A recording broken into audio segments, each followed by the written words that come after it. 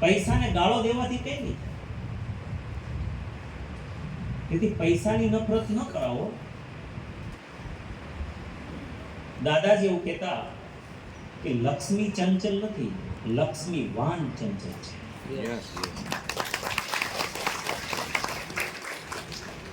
તમારે જો કામ કરવું હોય તો પૈસાને ગાળો ન આપો. જેની પાસે પૈસા છે ને એના મગજ ઉપર કામ કરો. તો પૈસો તો જો સારા લોકોના હાથમાં જાય. આજ ટીસીજી પાસે પૈસો છે તો આ જગતમાં આરસીએમ જેવું પ્લેટફોર્મ આપ્યું. આજ કેટલાય લોકો એવા છે કે આ સમાજ બહેનો હોય છે તો કોઈ પૈસા આપ્યો ત્યારે બહેનો હશે. આ જગત સુધારણા માટે પૈસા કામ આવે છે ભાઈ. તો પૈસો પાપ કેવી રીતના થયો? આ હોલ પાપ થયો? આ પાપથી ઊભો થયો? તો કઈ રીતે આને પાપ થયો?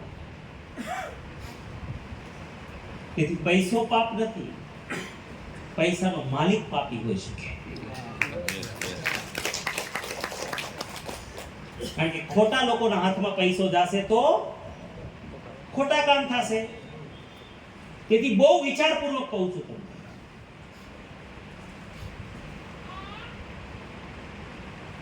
અને જે ઈ નફરતને કારણે ભરતભાઈ આ દેશમાં નુકસાની શું થઈ એ તમને 70% લોકો હંમેશા ફોલોવર હોય છે દુનિયામાં. કેટલા? 70% લોકો ફોલોવર હોય છે. એને કોઈ પ્રભાવી લોકો જે વાણી બોલે ને એમાં ઈ સ્વીકારી લેતા હોય છે. 30% લોકો છે બુદ્ધિમાન, જો વિચારપૂર્વક બોલતા હોય છે, એક ઉદ્દેશ્યની સાથે બોલતા હોય છે કે અનુસરતા હોય છે. હવે પૈસો પાપ છે, પૈસો આમ છે, વૈભવ ખરાબ છે, આવું બોલવા વાળા પ્રભાવી લોકો. તો હવે ઈ પાછા મોટા ભાગે સંન્યાસી. તો એ બરાબર છે સંન્યાસની, કારણ કે સંન્યાસથી તો દૂર રહેવું પડે બધું. એના માટે એટલું સત્ય છે, પણ સંસારી માટે એટલું સત્ય નથી. હવે એનું સંસાર ઉપર કેવું ખરાબ અસર થઈ તમને કહું કે એની જોડે 70% પણ નફરત કરવાનું ચાલુ કર્યું. પૈસો પાપ છે, મને પૈસામાં રસ નથી, મારે પૈસા મને એ નથી, મોહ નથી. 24 કલાક માણસ સંઘર્ષ કરતો રહ્યો, પણ આપણા દેશમાં પૈસો પ્રાપ્ત ન થયો. તમારે એનાલિસિસ કરવું કરી લો. મેં મારી જિંદગીનો એનાલિસિસ કર્યું કે 35 વર્ષની ઉંમર સુધીમાં કરતો રહ્યો, 24 કલાક મહેનતે કરતો રહ્યો, અને પાછો નફરતે કરતો રહ્યો. જે વસ્તુ કાઢવાની હતી મેં કાઢી નહીં. અને વૈભવ, ત્યારે મેં અવતારોનો સ્ટડી કર્યા પછી મેં મારી માનસિકતા બદલી. પણ હું તમને બહુ મોટો આધાર આપું છું કે વૈભવ હોવો જોઈએ. અવતારોએ શા માટે સ્વીકાર કર્યો વૈભવ ખબર છે? એને શું કીધું? અમે આવીએ છીએ ચોક્કસ ઉદ્દેશ્ય માટે.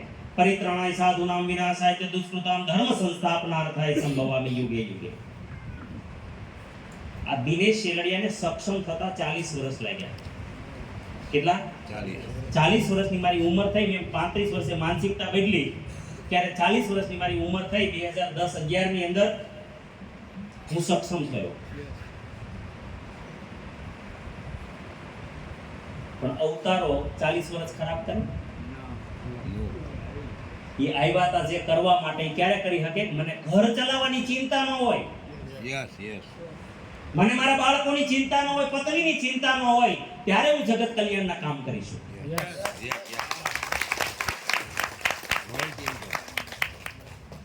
કાં તો હું ત્યાગી હોઉં, મારે જરૂર નથી, અને કામ સંસારી છું તો મારા બાકીનાની ચિંતા ન હોવી જોઈએ. બે જ્યારે થાય તો તમે જગત કલ્યાણ માટે કામ કરીશું. ઘણાને સાધુ થવા નથી દેતા. પછી એ કે આનું તો જો,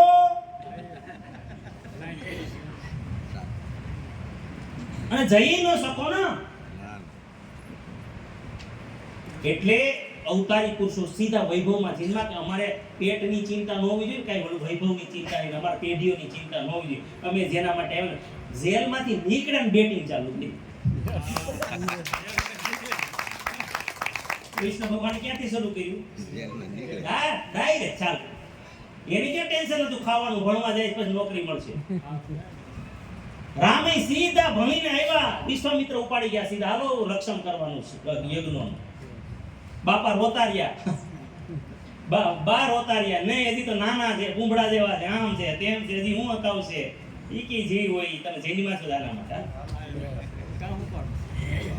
અને એટલે જ એકા કે પાછળથી ચિંતા નહોતી કે અમારું કાંઈ થાય તો બાપાનું હું, કારણ કે રાજા એમ. સાહેબ તમે કોઈ આરસીની રોયલ્ટીને સમજ્યા નથી. આ મહાપુરુષ એટલે મેં મહાપુરુષ કીધું, અવતારી કાર્ય એટલે અવતારી કાર્ય કીધું. આ દિનેશ શેલડિયા મશીનમાંથી માનવ બન્યો અને આજ આ તમને શીખવાડે છે. એનું કારણ એક જ છે કે આ દિનેશ શેલડિયાને પણ આજ આરસીએમને કારણે એ વૈભવ છે અને એટલી પેઢીઓનો વૈભવ ઊભો કરેલો છે આરસીએમે કે કદાચ દિનેશ શેલડિયા આજ હોય કે ન હોય, મારી પેઢીઓને કાંઈ ફરક પડતો નથી.